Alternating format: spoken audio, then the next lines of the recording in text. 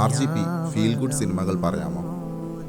നിങ്ങൾ കണ്ടിരിക്കേണ്ട feel good അല്ലെങ്കിൽ കരയിപ്പിക്കുന്ന സിനിമകൾ. ഇതിലെ മൂന്നാമത്തെ സിനിമ നിങ്ങൾ നിർബന്ധമായും കണ്ടിരിക്കേണ്ട സിനിമയാണ്. അതൊരു അണ്ടർ റേറ്റഡ് ആയിട്ടുള്ള സിനിമ കൂടിയാണ്. Number 1, Manchester by the sea. നിങ്ങൾക്ക് ഉറക്കെ കരയണമെന്നുണ്ട്, പക്ഷെ നിങ്ങൾ കരയുന്നില്ല. കാരണം കരഞ്ഞു കഴിഞ്ഞാൽ നിങ്ങൾ കരഞ്ഞുകൊണ്ടേയിരിക്കും. ഈ ഒരു അവസ്ഥയിലൂടെ നിങ്ങൾ എപ്പോഴെങ്കിലും കടന്നുപോയിട്ടുണ്ടോ? അത്തരത്തിലുള്ള ഒരു ചിത്രമാണിത്. ഇതിലെ ഒരു സീനൊക്കെ കണ്ടു കഴിഞ്ഞാൽ നമ്മൾ ഡിപ്രഷൻ അടിച്ച് പണ്ടാര പടഞ്ഞു പോകും. ഞാൻ ആദ്യമേ ഒരു കാര്യം പറയാം, ഈ സിനിമ കണ്ടു കഴിഞ്ഞാൽ നിങ്ങൾക്ക് സന്തോഷമൊന്നും കിട്ടാൻ പോകുന്നില്ല, പക്ഷേ ഇതൊരു കിട്ടിലം സിനിമയാണ്. Number 2, her. ഈ സിനിമയെ കുറിച്ചിട്ട് ഞാൻ ഒരുപാട് പോസ്റ്റുകൾ ചെയ്തിട്ടുണ്ട്. വീണ്ടും ഈ സിനിമയെ കുറിച്ച് പറയുന്നത് എന്താന്ന് വെച്ചാൽ, ഞാൻ കണ്ടിട്ടുള്ള ഏറ്റവും മികച്ച 10 സിനിമകളിൽ ഒരു സിനിമയാണ് ഇത്. അത്രയും മനോഹരമാണ്, അത്രയും ഗംഭീരമായിട്ടുള്ള ഒരു ഫീലാണ്. കണ്ടു കഴിഞ്ഞാൽ ഒരിക്കലും മറക്കാനാവാത്ത അതിമനോഹരമായിട്ടുള്ള ഒരു സിനിമ തന്നെയാണ് ഹെർ. മൂന്നാമത്തെ ആ ഒരു അണ്ടർ റേറ്റഡ് അല്ലെങ്കിൽ ആ ഒരു കിടിലൻ സിനിമ പറയുന്നതിന് മുമ്പ് നിങ്ങൾക്ക് anime, movies, short films, series ഇങ്ങനെയുള്ള സംഭവങ്ങളൊക്കെ ഇഷ്ടമാണെന്നുണ്ടെങ്കിൽ നമ്മുടെ ഈ ചാനൽ ത്രൂ നമ്മൾ എപ്പോഴും പങ്കുവയ്ക്കാറുണ്ട്.